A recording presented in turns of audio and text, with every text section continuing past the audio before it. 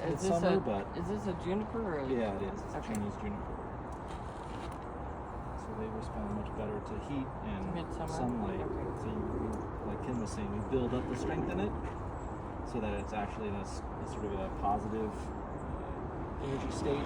It's not trying to like it's not trying to grow. It's definitely had months of adding foliage to it, and so now we have much more to work with. How do you decide what to cut? 20 years of experience, 40 years of experience? Yeah, just like, how does the barber know which hairs to cut? It's kind of Everything that doesn't look like a bonsai has to. I love that. Yeah, we're just trying to maintain though an established overall silhouette and shape to the tree, but Yeah. You kind of develop a sense of an eye for kind of what jumps out at you. Okay.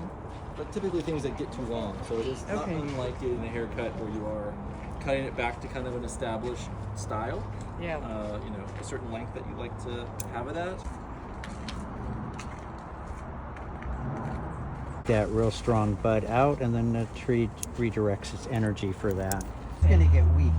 Okay. It's going to get weak and off-colored, Yeah. and weak shoots are more prone to insect infestation. Okay. Makes because sense. they don't have the defenses that a stronger Right, shoot does. right, And right. So, Can't so outlast clean up the bottom, yes, visually, Yeah. but also it's part of just. And you're trying to keep each of the little things separate too, Yeah, right? we want the branches, but the to have the individual separation. pads in Yeah, the branch. exactly. Okay. Yeah. It's called a pad. Wow.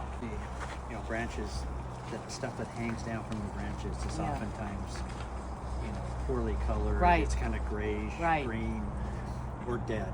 Yeah. And, Right. And those just naturally drop off after decades. But you're just helping me.